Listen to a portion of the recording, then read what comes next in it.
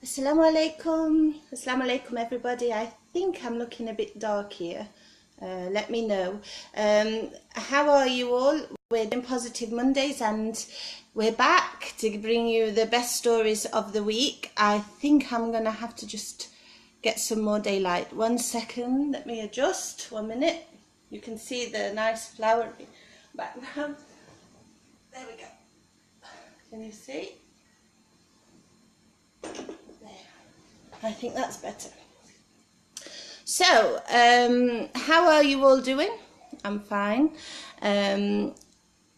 I'm settling in my new surroundings in Canada. Alhamdulillah, we moved just a month ago.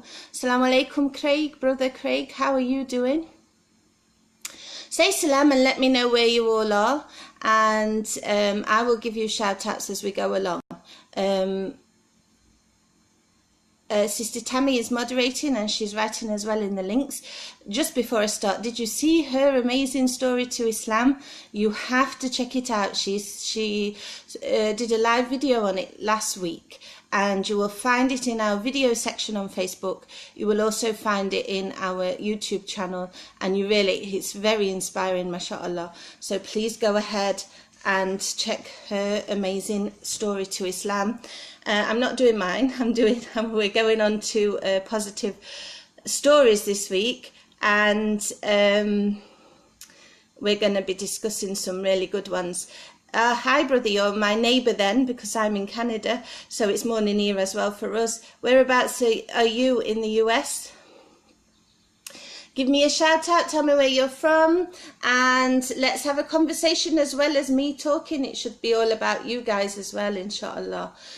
So the first one I'm going to start with is, it's a great title. It's The Muslim Spider-Man Starts New Job at Paris Fire Brigade. Now, a few weeks ago, we featured the story. Actually, this is international. There was a refugee in Paris. He was from Mali originally, and his name is Mahmoud Gassarama. I hope I said that right. He saw a child in danger about to fall from a 4th-story balcony in Paris, and he scaled the building without a second thought to his own life. He scaled the building and he saved the child. So I'm wondering, do you remember this story? It was a fantastic inspirational story. Anyway, he, on Sunday the 1st of July, he actually started his job or his training with the Paris Fire Brigade along with other new recruits.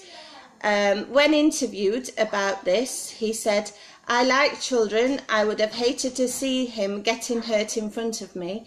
I ran and I looked for solutions to save him. And thank Allah, I scaled the front of the building to the balcony." So, I mean, it's people like this really who make us feel safe and the world is a better place. And they don't always get seen, but this one was seen on international news, and he actually got French citizenship as well. So yes, Angela, the video was amazing. I've seen it several times, and he really did deserve the French citizenship, and he also deserved the chance to work as he wanted in the French Fire Brigade. He did really do well, Moulid Omar. He inspired many of us. And there are so many other people like him that do not get the limelight. So if you know of any stories, you should let us know and we can feature them, because this is what our page about Islam is also all about, to bring you these kind of stories, to highlight the decent, good things that Muslims do all over the world. So this is one of them, of course, and it did get a lot of international press. Yes, Craig, there's always going to be some who think it was fake, unfortunately, but it wasn't, and there he was. So he's got his job, he's got his citizenship, alhamdulillah. Well, Allah alam, I mean, I don't believe it was fake. I think a lot of people can be jealous or cynical because we live in that kind of world now, unfortunately, and it's sad but true. Oh, I don't know what happened there. Hang on. Wait. I think I've turned the camera too. Sorry about that. You were looking at a blue screen there from my laptop. Anyway, I think a lot of people are cynical nowadays, and that's the world we live in, unfortunately. A lot of people cry fake news. For example, the right-wingers out there, because they don't want to hear a lot of stuff going on that we are doing that's positive, not just us, but anyone. So I can understand to a point, but I think sometimes we've just got to take it with a pinch of salt, and we just have to embrace where we can, unless proven otherwise. Allah knows best anyway, inshallah.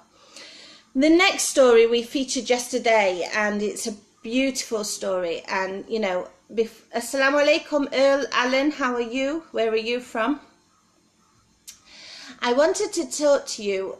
One of the countries I would love to visit, and it's really up there high on my list, and I think based on the humanitarian work that we hear from these guys a lot of the time, is Turkey.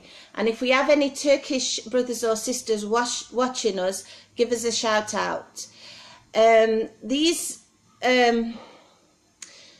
Turkey is wonderful, mashallah. I think it's beautiful in nature. It's beautiful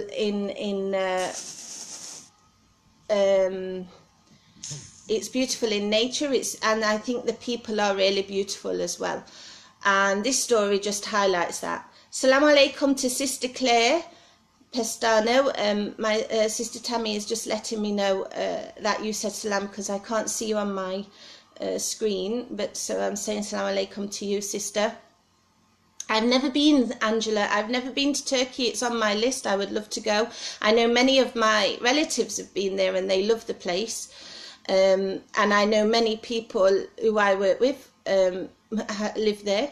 And, you know, just when you hear of what the Turks have done for many of the refugees, which is more than anyone else has done, without complaining, without causing problems or anything like this, like we see in Europe or America or, you know, any other place. What they've done is amazing, and they've helped more than we can ever imagine. And they are helping this little girl. So she's an 8-year-old Syrian refugee originally from Aleppo, and she's obviously now in one of the camps. And she's been using tin cans for legs. She was born without lower limbs due to a disease. And pictures of her name is Maya Mehri, pictures of her walking home moved the Turkish Red Crescent to intervene to bring the disabled girl to Istanbul for charity. There is a doctor there called Dr. Mehmet Zeki Kulku, and he is a prosthetics specialist, and he's treating her. He said, inshallah, she will be working within 3 months, walking within 3 months. Her father has the same condition, and actually it was him who made her these makeshift legs made out of cans, because he wanted her to walk around and everything. So subhanallah, you know, and he didn't want her to suffer as much like he did. Anyway, he was over the moon, as I'm sure you can imagine, when they said that his little girl will walk properly. He said it will give her a new life. Dr. Kulku, the Turkish doctor who's helping them, he was so touched by the story that he will cover the cost for the little girl and her father to have legs so they can both walk, mashallah. Now, if that's not what Islam is all about, then, you know, what is? I mean, this is exactly what Islam is all about. Now, I think often the Turkish do show this more often than anyone else, and I don't mean this in a bad way, but we've seen it with our own eyes, with how they're helping out the refugees and how they are really helping. When they've given aid to so many causes that we are seeing suffering in, for example, Myanmar and all these places. They've given such a lot of aid out for these people to try and help them, and I just think that is what Islam is all about, and they are trying to emulate that. And may Allah bless them, and may Allah really bless this doctor as well as the little girl and her father. It's a beautiful story, and Sister Tammy has put the link so you can check it out in full there. So let me just go to your comments. Angela is saying it's beautiful and she has many Turkish friends. MashaAllah. I don't actually, but I would love to, but I've never been, so I would love to go. And, you know, I think a lot of my friends would love to go as well, who've never been. And it's definitely outstanding work. Brother Craig says he wants to go to Istanbul and hear the music and pray at masjid with the cats. Yes, we featured a couple of stories on that as well, where the Turkish, they are looking after the animals, the cats. We have a lot of them stories, and I've seen quite a few videos on YouTube as well. MashaAllah, really generous people, MashaAllah. Really, they do emulate what it should be. I do apologise about this, something happening on my phone. Angela is saying, sad poor wee girl. It is, very much so. Somebody is calling me, so I do apologise about that. I don't know who it is. I don't answer because it's usually these call centre numbers that you don't want to answer. May Allah reward Mahmoud in both worlds. Ameen Leitan. Babangida, I'm sorry if I said your name wrong. Hakim, I agree with you. Yes, may Allah reward him as well in both worlds. Ameen. May Allah help all the Muslims in this dunya. This is from Muda. I do agree with you, Muda. Ameen. And Claire Pastano, I see your message now, sister. You have to visit Guyana. We have to. I have to visit many places, sister. Believe me, I would love to. I would love to just do a whole world tour of so many places. And see all the different cultures, and I think that's how we learn, and that's how we learn tolerance as well, subhanallah. Now, there is a small competition going on right now. I'm sure unless you've been asleep for the past few weeks, you've all heard about the World Cup. Now, I'm English, and I know Sister Angela is Scottish, so she might not be as thrilled about this as I am, but we are finally through to our first World Cup semi-final in 28 years. The last time England team got to the semi-final of a World Cup was 1990 in Italy, and we got knocked out. But we're not going to get knocked out this time, hopefully. Although I have to say, Croatia will be extremely difficult for us. They are a very strong team, but I have faith and hope that our young team will get us through to the final, and I'm predicting France as well will be in the final. It's a fantastic World Cup. If you follow football, if you follow the World Cup, I think this World Cup is one of the most interesting World Cups that we have ever seen. First of all the big teams have been knocked out. Brazil, Spain, Germany went out very fast, Argentina, all of them are gone. So, you know, it's like, wow, you know, we were all shocked when some of these big teams got knocked out, but I'm happy because it makes it very interesting, and, you know, it shows who was really playing to win. And I'm sure you've seen all of the funny gifs on Twitter or social media of Neymar. Every time someone touches him and he's rolling around on the floor in this big theatrical, you know, why do talented players who have this much talent need to do such thing? I have absolutely no idea. And I mean, it just discredits them as football players, really, doesn't it? So, but the gifs are very funny, I have to say. They're really funny. So if you haven't checked them out, you've got to, because it's hilarious. There's some very funny videos out there about him being just a slight touch and he's rolling around all over the floor. It's cheating, and it shouldn't be brought into football whatsoever, because it is cheating when you do that to try and get penalty or whatever. It's just ridiculous. Anyway, back to the story. I'm going off on one because I've been really liking this World Cup. It's so entertaining. The British Muslims, actually we should say English Muslims, because Britain is not the team playing, it's England. Britain, as many of you know, and some of you may not know, is actually made up of 4 countries, which is England, Scotland, Wales and Northern Ireland. Now, sadly, Wales, Scotland and Northern Ireland didn't get through to the World Cup. England did. So actually it's English Muslims, I assume. There is a little bit of a rivalry between some of us, like the Scots and the English. And usually the Scots don't like us English to do this well in football. So I'm not so sure that they are very happy about this. But the English Muslims are very happy about this. They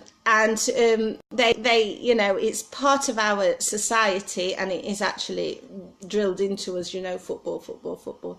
So British Muslims have took to social media to share the joy. I'm going to read you out 3 tweets from all of them. Football is coming home tonight. This was by Amna Riaz. Well, it wasn't, because obviously we're not through to the final yet, but we did fantastic. That was a fantastic game we played against Sweden. I'm sure my neighbours wondered what was going on when I was cheering so loudly every time we scored. All I have to say, I do feel sorry for the teams when they lose. It's not nice to see them this upset, but, you know, I have to be happy as well, because obviously we're through. The next one was, when I watch football, I'm such a good luck charm, they win. And this is Amreen Rehan. Well, Amreen, I don't know if you're following us, but if you are, you better be watching it on Wednesday when we're playing against Croatia, because we need to win again to get through to the final, so you better be watching it. That's all I can say. And the last one is homecoming, it's football, my bro Ahmed. Yes, indeed. So I really think, I really hope it will be a France versus England in the final.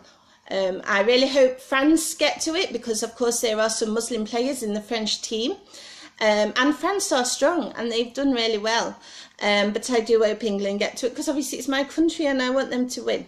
So inshallah that's what we'll see. But Croatia are not easy, and we shouldn't underestimate them. They played a fantastic fantastic game against Russia. And I felt sorry for Russia, actually, but who thought that Russia would get through to the quarterfinals? They did so well, subhanallah. So, yeah, I think we'll just have to wait and see. But come on, England, that's all I'm saying. We're going to bring it home, and I shall be playing the song 3 Lines on a Shirt every so often, just to remind me that we're bringing it home. So if you're English and you're watching, let's see your support, guys. Come on. And now we're changing. Thank you, Sister Tammy. I do love to speak about. My dad played football from a very young age. He can't play it now, but he's very happy to watch, and I learnt a lot from him. My husband is supporting Manchester City, who won the Premier League. So I've caught up in it, really, and I have a soft spot for Liverpool since I was a teenager, way before Mohamed Salah came, by the way, ladies and gentlemen, way before. But I do like Liverpool, I have to say. But so I do get caught up in it quite a bit, and I do enjoy speaking about it. Right, let's move on to a nice topic now, and this is about wudu. This is a great article that Sister Tammy will put the links, and there are 7 tips that will change the way you make wudu. I'm just going to speak about 3 because we haven't got time to speak about all 7, but you need to check it out because it's very enlightening. It's a fantastic article. You will learn a lot from it. I did, and you know, I think it's very, very beneficial. Of course, we have to make wudu before we pray. We have to be pure. We have to be in that state of mind. It's a big act of worship, actually. Wudu on its own is a big act of worship, and we have to make sure we do it properly. But did you know you can make it for some other things as well? For example, for forgiveness. Sins weigh us down, and they make us feel heavy. They make our hearts feel heavy, and they press on our spiritual productivity. So if we do wudu whenever we want to repent, or whenever we are wanting to ask for forgiveness, doing wudu is an ultimate way for forgiveness because it increases your spiritual productivity. So next time you're in this, well, you know, we all should be asking for forgiveness daily for our sins, because, you know, we might not realize we're committing sins even, so we should be doing that. But if you know you've committed sins, or even if you haven't, and you're feeling really down about it, if you're on a low in your faith, because as we all know, faith is a roller coaster. Sometimes we're high, sometimes we're low. But if you feel you're really feeling down because of some of the acts that you may have done, this is a great way to produce, to make you feel up again, your spiritual productivity. So give it a go for forgiveness. Do wudu, make, and then get asking for forgiveness from Allah, inshallah. So you have a blessed sleep. This is number 2. I did know this, and occasionally I do it, and it really has to be something that I do more often, and that is make wudu before you go to sleep, so you're in this pure state. And the reason you should is a beautiful reason, and this is why I'm going to try and do it a lot more than I do, is imagine an angel staying very close to you all night long, and the angel begs Allah to forgive you. This is actually what happens when you make wudu before you sleep. So if that's not a motivation for you to make wudu before you sleep, what is? Because who doesn't want the angel with you all night long, and also asking Allah for forgiveness? And, you know, it's also, actually, the way when I started doing it, and I really do have to do it again, as I said, is because you think, if I die in my sleep, I'm dying in the purest form, because I'm dying in a state of wudu, and there's an angel over me, and this angel's asking for forgiveness. So apart from dying when you're in sujood, or, you know, you're praying, or you've just left the prayer, imagine dying in that state of purity, of wudu, you know, whilst you're asleep. I mean, there are so many ways of a death. We should be asking Allah for these ways, and that must be one of them, mustn't it? So I hope that encourages you all to try and make wudu before you go to sleep. And I don't mean that in a negative way. I don't want to make you all think, oh, death. But, you know, we should be thinking about death, and we should ask Allah for the best possible death, and I think that is one way to do that.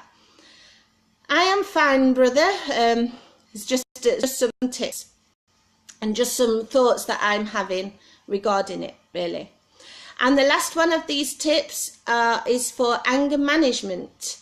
Yes, when you're angry, and I know this one as well, actually. When you're angry, anger is one of the productivity killers. And also, how many times have we made decision, or have we said words in moments of anger, and it's ever been good? It's never good, is it? You know, when you're angry, you make a decision, or you are really angry and you say something because you're so mad, and you can't always control that tongue. So and it comes back on you, and you will live to regret it. So the best way to extinguish the fire within you is water, and what better way is to make wudu? And actually, this is hadith from it comes from Sunan Abu Dawood, and it says, anger comes from the devil. The devil was created of fire, and fire is extinguished only with water. So when one of you becomes angry, he should perform ablution. Well, I think that's perfect, because it's also giving you that time to calm down and to regroup and to think clearly, and, you know, to have a few minutes to clear your head from the anger. Oh, salam, brother, watching from Indian occupied Kashmir. How are you doing, brother? Inshallah, you're doing well. We did a story on Kashmir not so long ago about what the UN is saying about it. I can't remember it fully, but if you go on our website, www.aboutislam.net, you will find, if you just type Indian Kashmir, you will find that story. But it's a UN report that's recently come out. And so that they are the stories for now. that I wanted to talk to you about, and I'm just going to give you a couple of reminders of how you can follow us. First of all, are you a new Muslim, or are you thinking about Islam, or do you want to help new Muslims? Are you a born Muslim but you want to help new Muslims come to learn about their religion and just encourage them when they're having a moment of weakness, because we all do? Then you should join our group. Our group is called Facebook. Sorry, it's not. It's not called Facebook. We'd be very rich. It's called About Islam 101. And Sister Tammy has put the link. It's because I'm reading her message. She's put the link in there. So if you go onto that link, you can go and ask to join our group, which, you know, we set up for new Muslims. But anyone is welcome to join, to just help new Muslims, to support new Muslims, to give advice, to, you know, share stories and whatnot. So please go ahead and join us on our group called About Islam 101. We're not Facebook. And the last thing I want to talk to you about, actually it's on our Facebook page right now. We've got an ad running on there. We are on Telegram. Now Telegram is like WhatsApp. Many of you ask us, do you have WhatsApp? No, we don't, because it hasn't got this many security things at the moment. But we are on Telegram.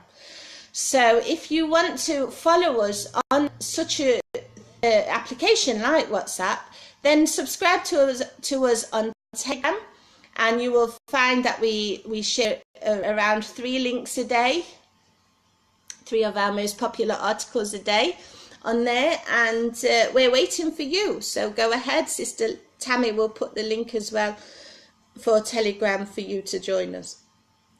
I hope you have all had a great session today. I've enjoyed it.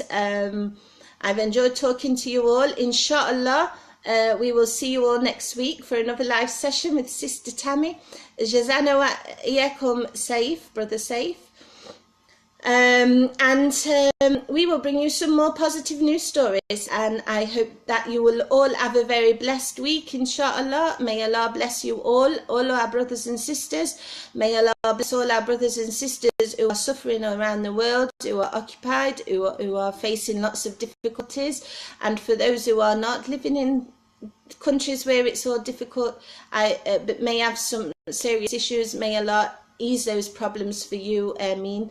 May Allah take care of all our brothers and sisters, and give us all blessings and anything that we ask for that's best for us. Ameen. I will see you all soon, inshallah. Have a great week. Assalamu alaikum rahmatullahi wa barakatuh.